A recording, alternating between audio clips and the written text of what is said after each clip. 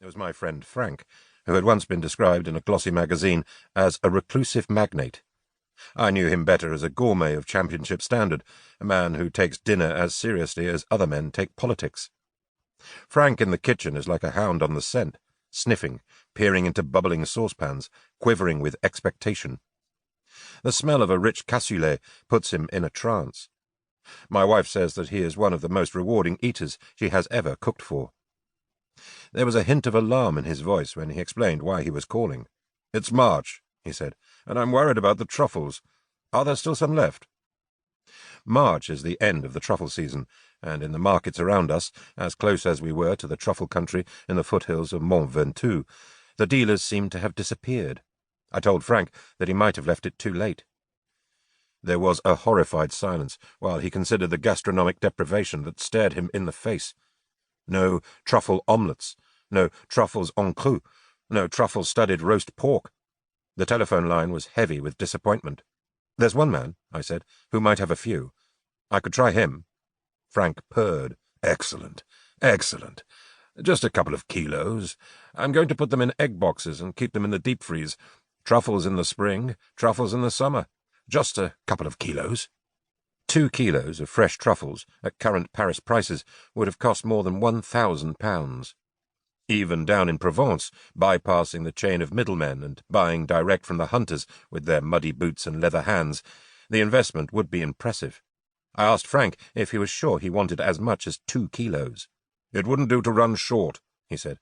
"Anyway, see what you can manage." My only contact with the truffle business consisted of a telephone number scribbled on the back of a bill by the chef of one of our local restaurants.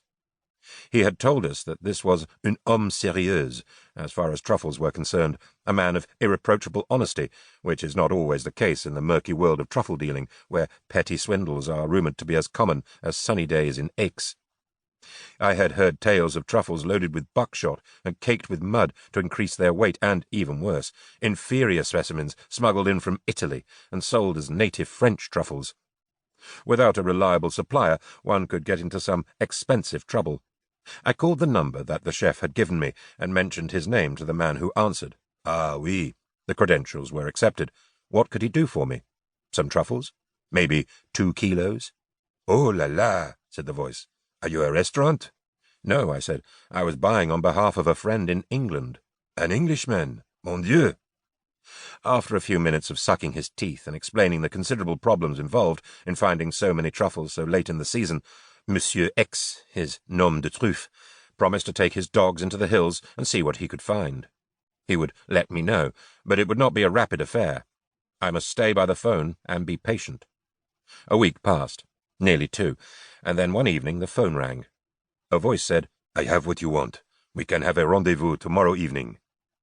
He told me to be waiting by a telephone cabine on the Carpentras Road at 6 o'clock.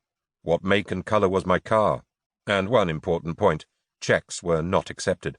Cash, he said, was more agreeable. This, as I later discovered, is standard practice in the truffle trade.